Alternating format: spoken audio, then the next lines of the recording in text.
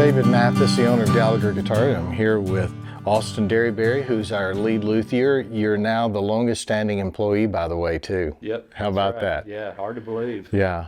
Gallagher started down in Ward Trace in Bedford County, and that's where you live. You've always known about Gallagher. Yeah, I grew up here in Gallagher's at church picnics, right? Everywhere in between. Yeah, so glad you're leading the group here. So I wanted to talk about a new model that we have coming out and the reason for it. We're not just going to announce, oh, we've got a new model, but it's important to give some background because history is important to us. And this new model has an important place in the history of Gallagher. And as we began thinking about this, it was important to get in touch with that history. Sure. So let me say just a little something about the history. Yeah. Slingerland Drum Factory in Chicago began using a factory in Shelbyville under Bill Connor to produce drumsticks and heads, and then the idea was generated to build a guitar that became known as the Shelby guitar because it was Shelbyville. Mm-hmm.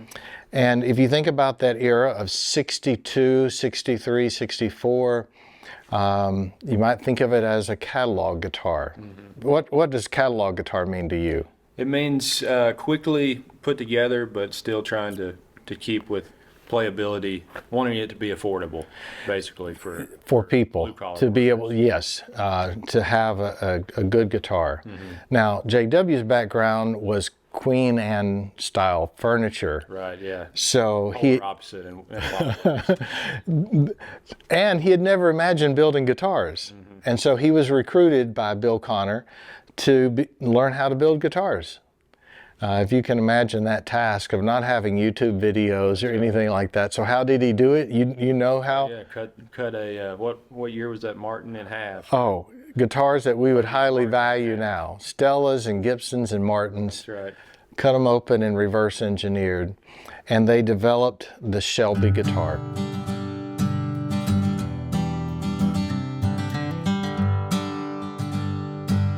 Shelby model is something that we're real proud of. We wanted to go for certainly a different sound. We didn't want to just offer something that we already offer to the customer. So with the Western model, it's really a fairly dry sound. It's still an X-brace model, but we wanted it to be, paying kind of respects to the Ernest Tubbs and a bunch of the Western, the Gene Autry's, kind of the sound that we're going there, sort of punchy, very dry. Don Gallagher, who was 17 years old, he was in high school. He'd go down and work at the factory with his father, developed the French curve that became the shape on the Shelby. Yep. That then evolved into the Gallagher French curve. So we wanted to honor this guitar and wanted something unique. So why don't you say something about your thought process in developing the first prototypes, and then we'll talk about what we have now. Yeah, so the initial prototype is, we've got it here. It's sort of based off of a Gibson L00, and that was sort of where my brain went initially when we were talking about a cheaper model, a more affordable model for people. And then it sort of evolved into this, once we finished the prototype, it was like, this already exists, and we wanted to do something that respects our history and pays homage to that while also making it affordable. So we went away from this idea, sort of the Gibson-esque L00 style, and then we started looking at this when this guitar came in 3 years ago, I guess. Right. Somebody, they donated it to the... No, actually, it is here. He's loaning it to us. So this guitar actually could be available to someone, but it's in a private collection. So we looked at this, and then our minds sort of changed, and the avenues changed, and we decided to start building these again. With the folk model, we wanted something that lent itself well to fingerstyle, sort of the LG 1 and 2 style body shape. In a lot of ways, still X-braced, and wanted something that was a fingerstyle guitar that that kind of spoke to the folk scene of the 60s and the 70s. this is the folk model here, and then over here is the Western model. So to my knowledge, Shelby only did 2 body shapes, was the folk and the Western.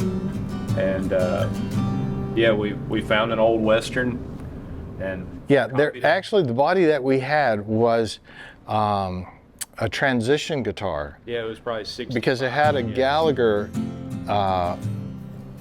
inlay on it, but it had a square headstock and had the Western body. And it was the same body. We've also seen the Western. People have brought that guitar into us before. Yeah. Anything you want to say about the shape of that dreadnought? Because again, it's not a Gallagher shape, just like the folk is not a Gallagher shape. It is uniquely a Shelby shape. Yeah, probably most similar to this body shape would be a Gibson LG1, LG2, kind of late 40s. But it is very different in the upper bout and the lower bout. But this one, the Western model, is really, I think of it as a mini jumbo. You know, it's very similar to a dreadnought, but it's more round, more bubbly looking. The shoulders are a little bit, especially lower bout.